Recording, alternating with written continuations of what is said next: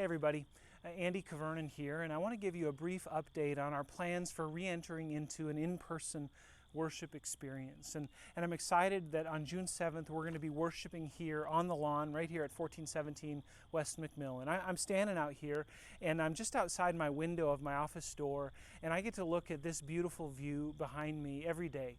And I love it. And it's, to me, such a vintage Wisconsin look. There's a barn. I think you can maybe see it on the camera. There are deer that come out into the fields. I've seen a fox and all kinds of different wildlife. And that just speaks to my heart. And I'm excited to share the experience of being out here on the lawn with you on June 7th. Now, that said, I understand that it's not ideal for everybody.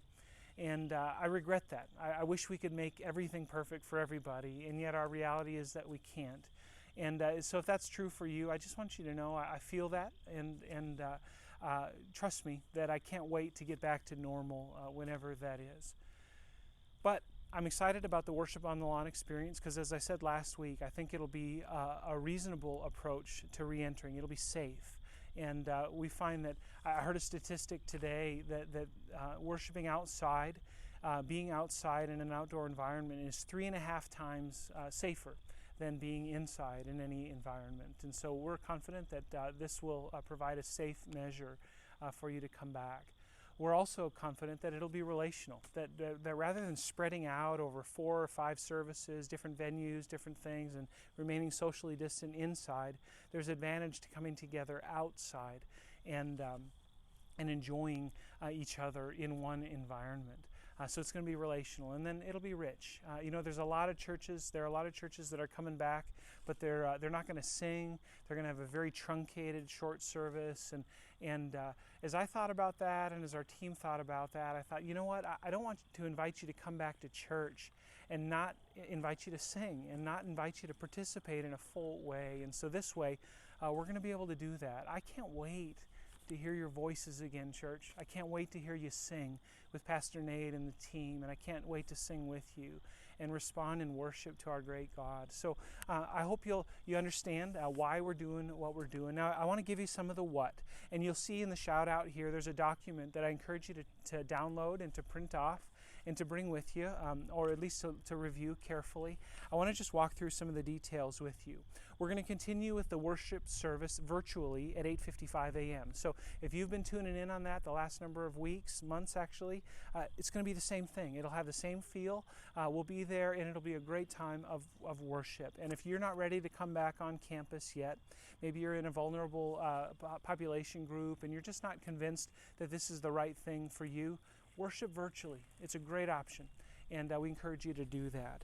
Now, for those that choose to come to worship on the lawn, we're going to start at 10:45 a.m. So that's a little different than our normal Sunday, a little bit later. We need some transition time, 10:45 a.m. It's going to be weather permitting. Obviously, if it's downpouring like it was this morning, I'm filming this on Thursday afternoon.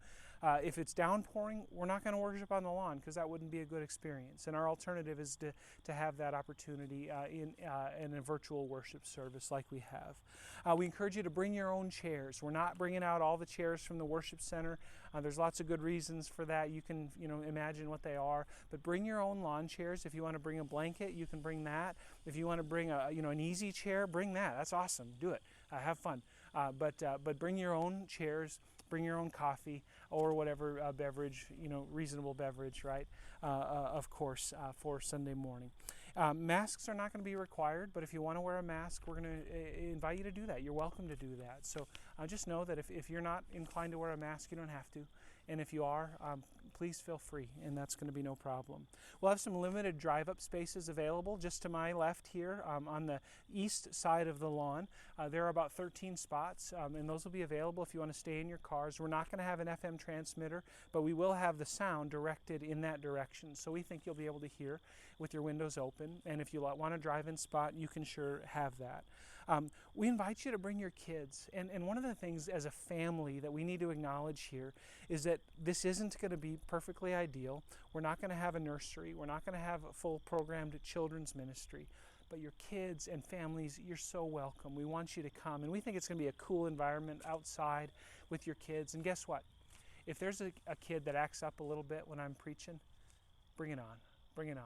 they're so welcome. And we're going to be gracious and generous with each other during this time. So bring your kids and make it a great experience. You might even want to bring some chicken or something like that and eat it afterwards. That'll be great. But come with your families. We do ask that you'll keep your kids supervised, though, and not let your kids run around the campus, but keep them close with you. There'll be an offering drop box available on site. We'll explain that when you get here. We're going to have communion on June 7th. And I'm looking forward to that. That's going to actually be the topic of my message that morning. And there's some rich themes in the Lord's Supper that I think will be significant and impact us. So come prepared to have communion. We'll have individual serving cups available, and you'll be able to pick those up as you walk in. And if you're inclined not to come to worship on the lawn at 10:45 and instead are going to worship virtually, let me encourage you. We've got 2 opportunities for you to pick up a serving here at the church. I'm going to be available Tuesday morning at 7:30, that kind of pre-work drive-up time, and then Thursday afternoon at 4 p.m. And I think the other pastors will join me at least for one of those times. Other staff will be welcome, but I'd love to see you. And if you're going to worship virtually online, that's great, but it'd be really fun to connect with you, even if it's briefly on your way to work or wherever you're going, on Tuesday morning, 7:30 a.m., or Thursday afternoon at 4 p.m. next week. Okay, so that'll be available. And then obviously, in case of inclement weather, I think I already said that, we're going to be online only.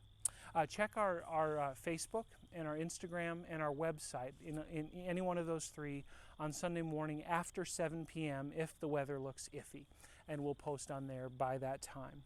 Now, just want to remind you, if you're sick, we encourage you to stay home. That's going to be important here.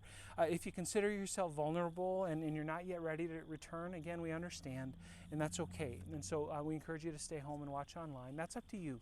And if you want to come, you're so welcome. Social distancing is going to be expected when we're on campus here. And so we just invite you to do that as you come. If you're already in a family group or a close group that you've been around, that's fine. But generally we want social distancing 6 feet apart as we come on campus. We do ask that you'll refrain from shaking hands and from hugs and all of those things that we want to do, but we know are advisable not to do here at this time. And then there'll be a set of restrooms with some sanitizing options there. Now, I also want you to know that we are going to allow small groups of less than 10 onto campus, 10 or less, I guess is how we've said it. And if that's a need for you, contact the church office. We're asking not to have groups larger than that for now, and we're evaluating every other week. And we're going to keep working to make our building and our options as available as we feel is reasonable and relational and rich, and all those things, safe as we go. Church, thanks for your patience. Thanks for your flexibility. If you've tuned in this far, I'm so grateful for you hearing me and listening to my voice. Let's keep talking, okay? I know that there's things going on out there that are hard and that we feel angsty about. And church, I want you to know I love you. I care deeply about our gathered worship experience. And I care deeply that we honor God, that we honor each other in this whole time. And I care deeply that we keep each other safe as best we can. And I care deeply that we experience the Lord's faithfulness together here. If you have any questions, shoot me an email, send me a Facebook message. I'll get back to you as quickly as I can. Call me at the office here. And know that I love you. And I can't wait to see you on June 7th.